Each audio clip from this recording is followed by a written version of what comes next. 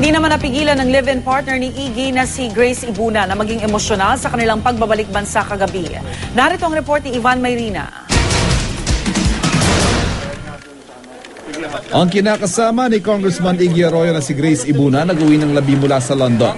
Alinsunod na rin sa napagkasunduan nila ng kampo ng legal wife ng kongresista na si Aleli Arroyo. Emosyonal si Ibuna habang nagpapahayag ng pasasalamat sa lahat daw ng sumuporta sa kanya at kanyang pamilya.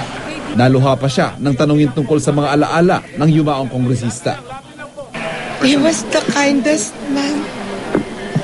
Napakabait niyang tao. I just want him to have a dignified burial. Naantala ang pagpapauwi sa labi ng kongresista dahil sa gusot sa pagitan nila ng legal na asawa na si Aleli Arroyo na tinanggalan ng karapatan sa naiwang ari-arian batay sa hawak ni Ibuna na last will and testament umano ni Iggy. Pero paglilinaw ni Ibuna hindi raw pera ang pinag-uusapan dito. For the record, it wasn't for money, but I hope you understand that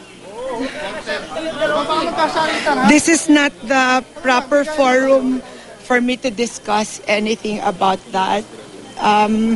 But I promise all of you that through my lawyer, I will answer your questions in due time. Sana pagbigyan nyo lang kami lahat mag-grieve kasi napakasakit para tanggapin sa aming buong pamilya to. Mula sa airport, dinala ang labi ni Congressman Iggy sa Arlington Funeral Home sa Quezon City para ayusan.